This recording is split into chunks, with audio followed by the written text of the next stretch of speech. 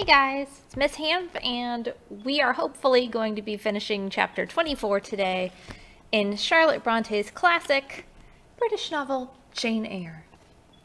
So, we just ended kind of in the middle of the chapter where Jane and Mr. Rochester were chatting, and he's sent her off because he wants to go to town, and he's going to have a talk with Miss Fairfax first. So, I was soon dressed, and when I heard Mr. Rochester quit Mrs. Fairfax's parlor, I hurried down to it. The old lady had been reading her morning portion of Scripture. The lesson for the day, her Bible, lay open before her, and her spectacles were upon it. Her occupation, suspended by Mr. Rochester's announcement, now seemed forgotten. Her eyes, fixed on the blank wall opposite, expressed the surprise of a quiet mind stirred by unwonted tidings. Seeing me, she roused herself. She made a sort of effort to smile, and framed a few words of congratulation, but the smile expired, and the sentence was abandoned unfinished. She put up her spectacles, shut the Bible, and pushed her chair back from the table. "I feel so astonished," she began. "I hardly know what to say to you, Miss Eyre. I have surely not been dreaming, have I? Sometimes I half fall asleep when I'm sitting alone and fancy things that never happened. It has seemed to me more than once, when I've been in a doze, that my dear husband, who died 15 years since, has come in and sat down beside me, and that I've even heard him call my name, Alice, as he used to do. Now, can you tell me whether it's actually true that Mr. Rochester has asked you to marry him? Don't laugh at me, but I really thought he came in here 5 minutes ago and said that in a month you would be his wife." "He has said the same thing to me," I replied. "He has? Do you believe him? Have you accepted him?" "Yes." She looked at me bewildered. "I could have never thought it. He's a proud man. All the Rochesters were proud, and his father at least liked money. He, too, has always been called careful. He means to marry you?" "He tells me so." She surveyed my whole person. In her eyes I read that they had found no charm powerful enough to solve the enigma. "It passes me," she continued, "but no doubt it is true since you say so. How it will answer I cannot tell. I really don't know. Equality of position and fortune is often advisable in such cases, and there are 20 years of difference in your ages. He might almost be your father." "No, indeed, Mrs. Fairfax," exclaimed I. "He is nothing like my father. No one who saw us together would suppose it for an instant. Mr. Rochester looks as young, and is as young, as some men at 25. "Is it really for love he's going to marry you?" she asked. I was so hurt by her coldness and skepticism that the tears rose to my eyes. "I am sorry to grieve you," pursued the widow, "but you are so young and so little acquainted with men. I wish to put you on your guard. It is an old saying that all is not gold that glitters, and in this case I do fear there will be something found to be different to what either you or I expect." "Why? Am I a monster?" I said. "Is it impossible that Mr. Rochester should have a sincere affection for me?" "No, you are very well and much improved of late, and Mr. Rochester, I dare say, is fond of you. I have always noticed that you were a sort of pet of his. There are times when, for your sake, I have been a little uneasy at his marked preference, and have wished to put you on your guard. But I did not like to suggest even the possibility of wrong. I knew such an idea would shock, perhaps offend you. And you were so discreet and so thoroughly modest and sensible, I hoped you might be trusted to protect yourself.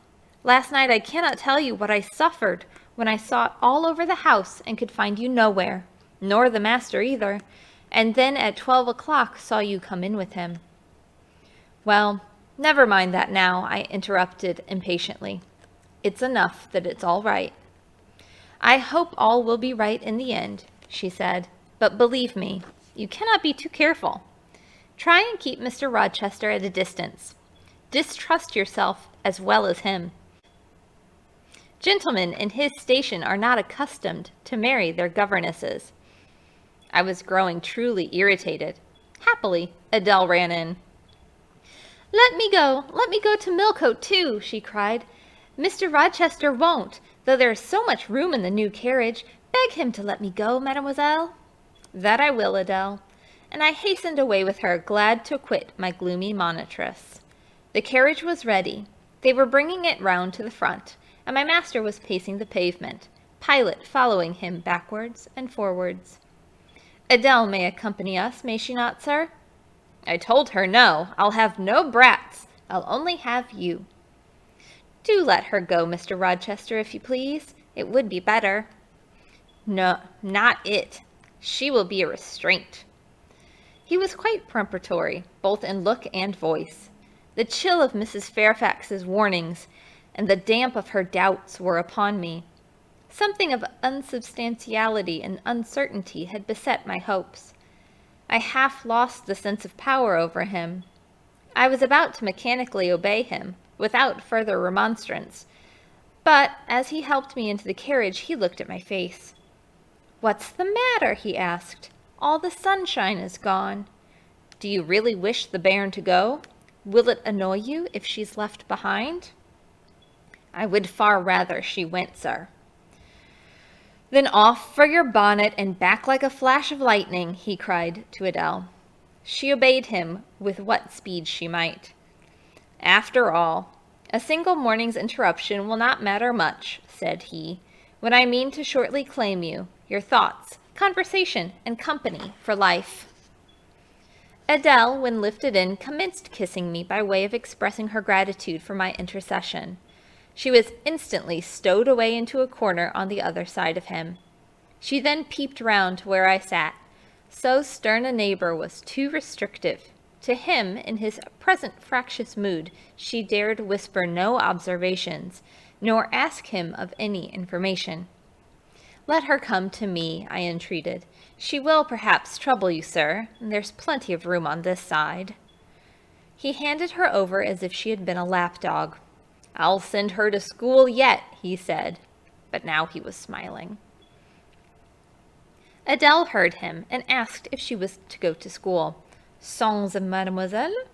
"Yes," he replied, "absolutely sans mademoiselle, for I am to take mademoiselle to the moon, and there I shall seek a cave in one of the white valleys among the volcano tops, and mademoiselle shall live with me there, and only me." "She will have nothing to eat. You will starve her," observed Adele. "I shall gather manna for her morning and night. The plains and hillsides in the moon are bleached with manna, Adele." "She will want to warm herself. What will she do for a fire?" "Fire rises out of the lunar mountains. When she is cold, I'll carry her up to a peak and lay her down on the edge of a crater." "Oh, qu'elle sera mal, peu confortable. And her clothes, they will wear out. How can she get new ones?" Mr. Rochester professed to be puzzled. Said he. "What would you do, Adele? Cudgel your brains for an expedient.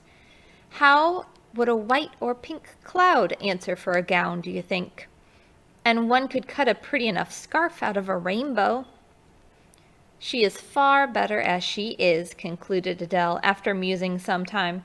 "Besides, she would get tired of living with only you and the moon. If I were mademoiselle, I would never consent to go with you." "She has consented. She has pledged her word." "But you can't get her there. There is no road to the moon. It is all air, and neither you nor she can fly." "Adele, look at that field." We were now outside Thornfield gates, and bowling lightly along the smooth road to Millcote, where the dust was well laid by the thunderstorm, and where the low hedges and lofty timber trees on each side glistened green and rain-refreshed. In that field, Adele, I was walking late one evening about a fortnight since, the evening of the day you helped to make hay in the orchard meadows, and, as I was tired with raking swaths, I sat down to rest me on a stile, and there I took out a little book and a pencil, and began to write about a misfortune that befell me long ago, and a wish I had for happy days to come. I was writing away very fast, though daylight was fading from the leaf, and when something came up a path and stopped 2 yards off me, I looked at it. It was a little thing, with a veil of gossamer on its head. I beckoned it to come near me. It stood soon at my knee. I never spoke to it, and it never spoke to me, in words. But I read its eyes, and it read mine, and our speechless colloquy was to the effect. It was a fairy, and come from Elfland, it said, and its errand was to make me happy. I must go with it out of the common world to a lonely place, such as the moon, for instance, and it nodded its head towards her horn, rising over Hay Hill. It told me of the alabaster cave and silver vale where we might live. I said I should like to go, but reminded it, as you just did me, that I had no wings to fly. "Oh," returned the fairy, "that doesn't signify. Here's a talisman. It will remove all difficulties." And she held out a pretty gold ring. "Put it," she said, "on the 4th finger of my left hand, and I am yours, and you are mine, and we shall leave the earth and make our own heaven yonder." She nodded again to the moon. "The ring, Adele, is in my breeches pocket, under the disguise of a sovereign, but I mean soon to change it to a ring again." "But what has mademoiselle to do with it? I don't care for the fairy. You said it was mademoiselle you would take to the moon?" "Mademoiselle is the fairy," he said, whispering mysteriously. Whereupon I told her not to mind his badinage, and she, on her part, evinced a fund of genuine French skepticism, denominating Mr. Rochester un vrai menteur, and assuring him that she made no account whatever of his contes de fées, and that du reste il n'y avait pas de fées, et quand même il y en avait. She was sure they would never appear to him, nor give him rings, or offer to live with him on the moon. The hour spent at Millcote was a somewhat harassing one to me. Mr. Rochester obliged me to go to a certain silk warehouse. There I was ordered to choose 6 dresses. I hated the business. I begged leave to defer it. No, it should be gone through with now. By dint of entreaties expressed in energetic whispers, I reduced the 6 to 2. These, however, he vowed he would select himself. With anxiety, I watched his eye rove over the gay stores. He fixed on a rich silk of the most brilliant amethyst dye, and a superb pink satin. I told him, in a new series of whispers, that he might as well buy me a gold gown and a silver bonnet at once. I should certainly never venture to wear his choice. With infinite difficulty, for he was stubborn as a stone, I persuaded him to make an exchange in favor for a sober black satin and pearl gray silk. It might pass for the present, he said, but he would yet see me glittering like a parterre. Glad was I to get him out of the silk warehouse, and then out of a jeweler's shop. The more he bought me, the more my cheek burned with a sense of annoyance and degradation. As we re-entered the carriage, and I sat back feverish and tired, I remembered what, in the hurry of events, dark and bright, I had wholly forgotten. The letter of my uncle, John Eyre, to Mrs. Reed, his intention to adopt me and make me his legatee. It would indeed be a relief, I thought, if I had ever so small an independency. I never can bear being dressed like a doll by Mr. Rochester, or sitting like a second Danae with the golden shower falling daily round me. I will write to Madeira the moment I get home, and tell my Uncle John that I am going to be married, and to whom. If I had but a prospect of one day bringing Mr. Rochester an accession of fortune, I could better endure to be kept by him now. And somewhat relieved by this idea, which I failed not to execute that day, I ventured once more to meet my master's and lover's eye, which most pertinaciously sought mine, though I averted both face and gaze. He smiled, and I thought his smile was such as a sultan might, in a blissful and fond moment, bestow on a slave his gold and gems had enriched. I crushed his hand, which was ever hunting mine, vigorously, and thrust it back to him red with the passionate pressure. "You need not look in that way," I said. "If you do, I'll wear nothing but my old Lowood frocks to the end of the chapter. I'll be married in this lilac gingham. You may make a dressing gown for yourself out of the pearl gray silk, and an infinite series of waistcoats out of the black satin." He chuckled and rubbed his hands. "Oh, it is rich to see and hear her," he exclaimed. "Is she original? Is she piquant? I would not exchange this one little English girl for the Grand Turk's whole seraglio. I think that means harem. Gazelle eyes, worry-forms, and all." The Eastern allusion bit me again. "I'll not stand you an inch in the stead of a seraglio.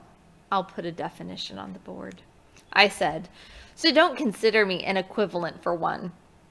If you have a fancy for anything in that line, away with you, sir, to the bazaars of Stamboul without delay, and lay out in extensive slave purchases some of that spare cash you seem at a loss to spend satisfactorily here. And what will you do, Janet, while I'm bargaining for so many tons of flesh and such an assortment of eyes? I'll be preparing myself to go out as a missionary to preach liberty to them that are enslaved. Your harem inmates among the rest. I'll get admitted there, and I'll stir up a mutiny, and you, three-tailed bashaw as you are, sir, shall in a trice find yourself fettered amongst our hands. Nor will I, for one, consent to cut your bonds till you have signed a charter, the most liberal that despot ever conferred." "I would consent to be at your mercy, Jane." "I would have no mercy, Mr. Rochester, if you supplicated for it with an eye like that. While you looked so, I should be certain that whatever charter you might grant under coercion, your first act when released would be to violate its conditions." "Why, Jane, what would you have? I fear you will compel me to go through a private marriage ceremony, besides that performed at the altar. You will stipulate, I see, for peculiar terms. What will they be?" "I only want an easy mind, sir, not crushed by crowded obligations. Do you remember what you said of Céline Varens, of the diamonds, the cashmeres you gave her? I will not be your English Céline Varens. I shall continue to act as Adele's governess. By that I shall earn my board and lodging, and £30 a year besides.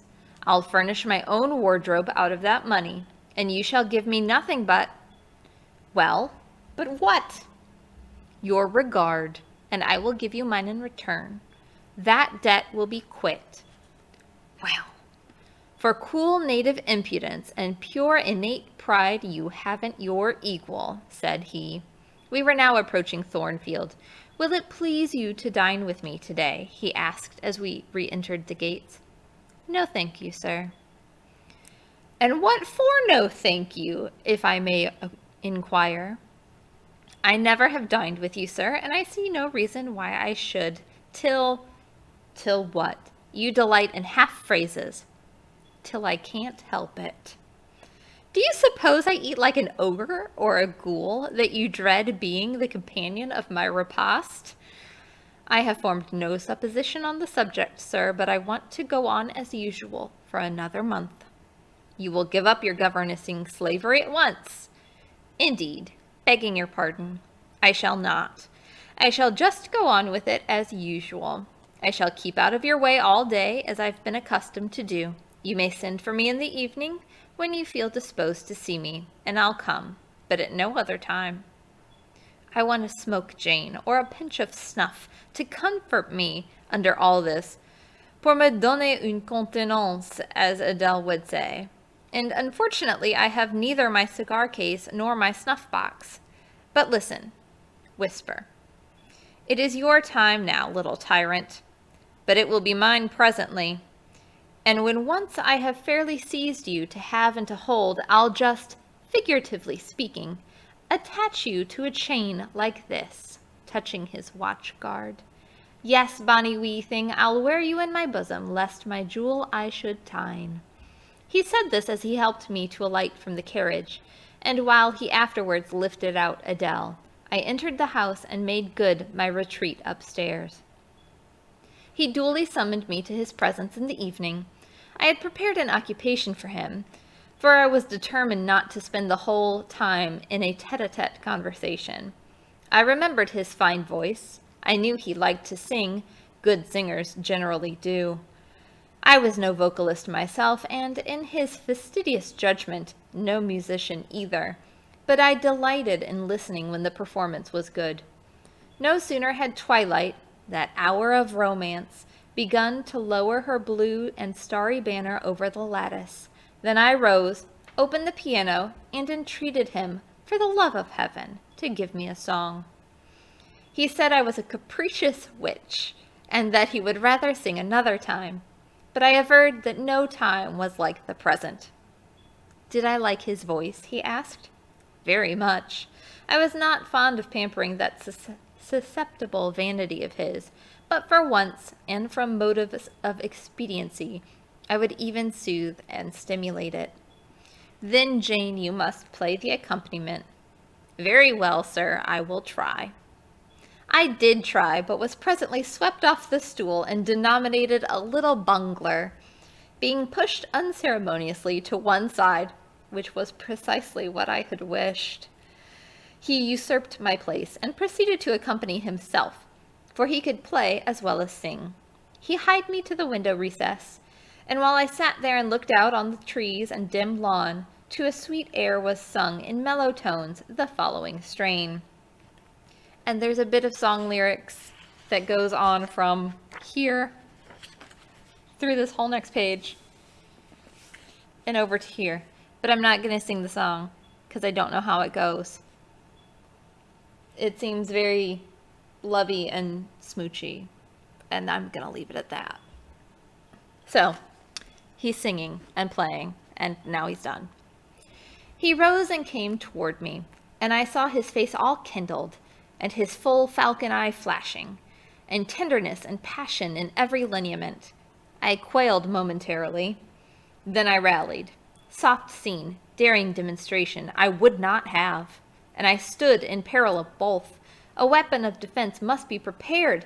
I wetted my tongue. As he reached me, I asked with asperity, "Whom is he going to marry now?"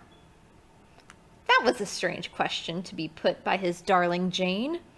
Indeed, I considered it a very natural and necessary one. He had talked of his future wife dying with him. What did he mean by such a pagan idea? I had no intention of dying with him. He might depend on that. Oh, and he longed, all he prayed for was that I might live with him. Death was not for one such as I. Indeed it was. I had as good a right to die when my time came as he had, but I should bide that time, and not be hurried away in a sauté. Would I forgive him for the selfish idea and prove my pardon by a reconciling kiss? No, I would rather be excused.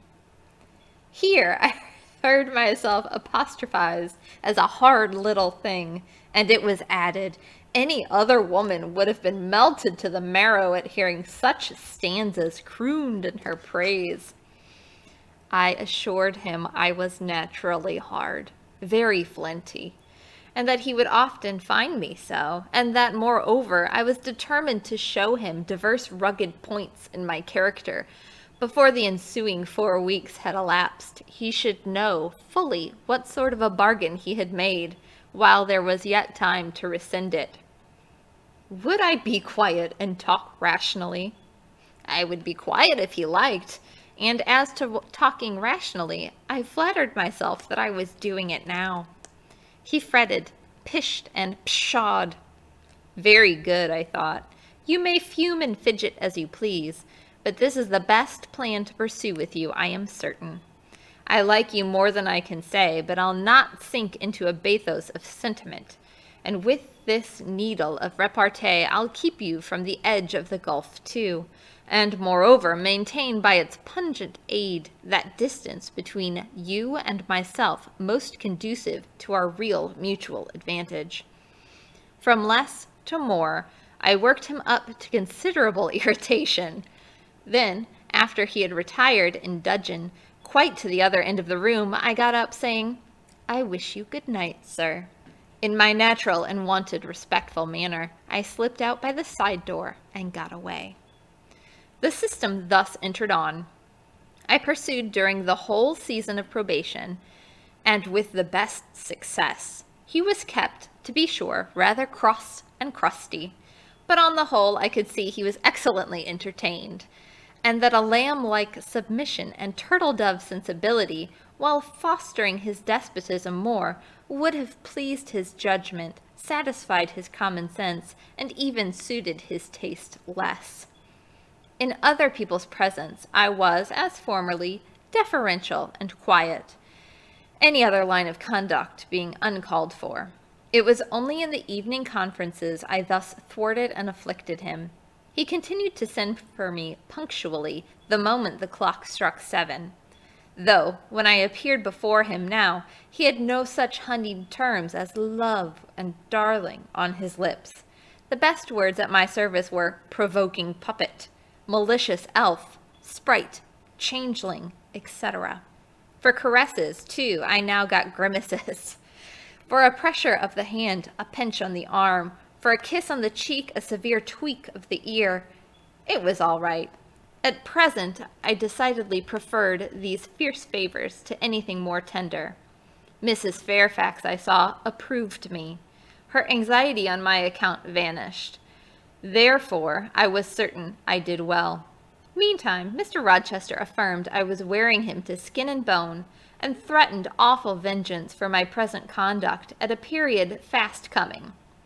I laughed in my sleeve at his menaces. I can keep you in reasonable check now, I reflected, and I don't doubt to be able to do it hereafter. If one expedient loses virtue, another must be devised. Yet, after all, my task was not an easy one. Often I would rather have pleased than teased him. My future husband was becoming to me my whole world, and more than the world, almost my hope of heaven. He stood between me and every thought of religion, as an eclipse intervenes between man and the broad sun. I could not, in those days, see God for his creature, of whom I made an idol. So, Jane is pretty much super happy and excited.